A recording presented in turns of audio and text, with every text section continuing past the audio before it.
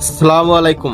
আমলিগ সরকার পতনের পর কোনো খোঁজখবর নেই। ইসলামপুর বেলগাছা ইউনিয়নের আমলিগের সাধারণ সম্পাদক ও ইউপি চেয়ারম্যান আব্দুল মালেক আত্মগোপনে ভোগান্তিতে এলাকাবাসী।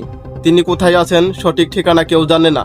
তিনি কর্মস্থলে অনুপস্থিত রয়েছেন এবং ইউনিয়নের সচিব জাহিদুল ইসলাম প্রায় 2 মাস যাবৎ অফিসে আসে না, ফলে ইউনিয়নবাসী সকল ধরনের নাগরিক সুবিধা থেকে বঞ্চিত হচ্ছেন। বিস্তারিত দেখুন বুলেট টিভি ডেস্ক শ্রীপুরে।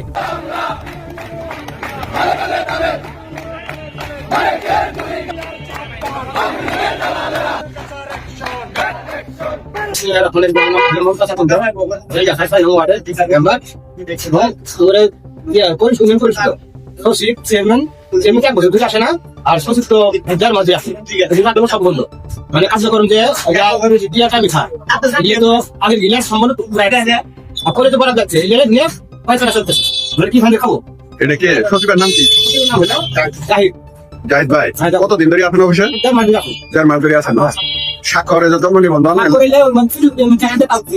তা বললাম না, এতে মানে জনগণের ভোগান্তি শিকার হচ্ছে। প্রথম পর্যায়ে কাজ মানে কি